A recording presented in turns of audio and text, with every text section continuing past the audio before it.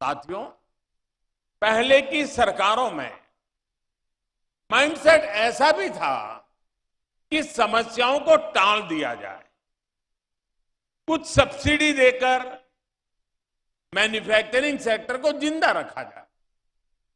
इस सोच ने भी भारत के मैन्युफैक्चरिंग सेक्टर का बहुत नुकसान किया है। इस वजह से पहले न ही कोई ठोस नीति बनाई गई और साथ ही logistics, electricity supply, water supply, ऐसी जरूरतों को नजरअंदाज कर दिया गया। इसका परिणाम क्या हुआ? मेरे देश की युवा पीढ़ी इसको भली भांति जान सकती। अब आज का भारत एक नए माइंडसेट, एक नए वर्क कल्चर के साथ काम कर रहा है। हमने काम चलाओ फैसलों का तरीका छोड़ा है और विकास के लिए, निवेशकों के लिए कई तरह के इंसेंटिव लेकर आए हैं। हमने production link incentive scheme launch की, जिससे बदलाव दिखने लगा। आज हमारी पॉलिसी स्टेबल है, प्रिडिक्टेबल है और फ्यूचरिस्टिक है। हम पीएम गति शक्ति नेशनल मास्टर प्लान और नेशनल लॉजिस्टिक पॉलिसीज के जरिए देश की लॉजिस्टिक व्यवस्था में सुधार ला रहे हैं। साथियों, पहले एक माइंडसेट ये भी था कि भारत मैन्युफैक्चरिंग में बेहतर नहीं कर सकता, इसलिए उसे सिर्फ सर्विस सेक्टर पर ध्यान देना चाहिए।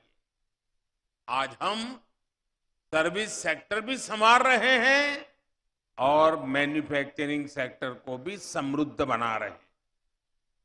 हम जानते हैं कि आज दुनिया में कोई भी देश सिर्फ सर्विस सेक्टर या सिर्फ मैन्युफैक्चरिंग सेक्टर का विकास करके आगे नहीं बढ़ सकता। हमें विकास के होलिस्टिक अप्रोच को अपनाना होगा और आज का नया भारत उसी रास्ते पर आत्मविश्वास के साथ चल पड़ा है। पहले की सोच में एक और गलती भी थी। माइंडसेट ये था कि हमारे यहां स्किल मैन पावर की कमी है, देश के स्किल पे भरोसा नहीं था, देश की टैलेंट पर भरोसा नहीं था और इसलिए मैन्युफैक्चरिंग के क्षेत्र पर एक प्रकार से उदासीनता रही, उस पर कम ध्यान दिया गया।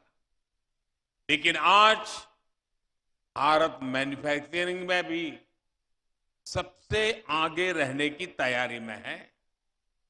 सेमीकंडक्टर से लेकर एयरक्राफ्ट तक हम हर क्षेत्र में सबसे आगे रहने के इरादे के साथ आगे बढ़ रहे हैं।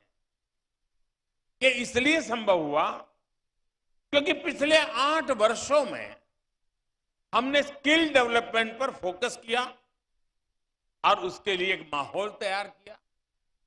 इन सारे बदलावों को आत्मसात करते हुए आज मैन्युफैक्चरिंग सेक्टर में भारत की विकास यात्रा इस पड़ाव पर पहुंची है।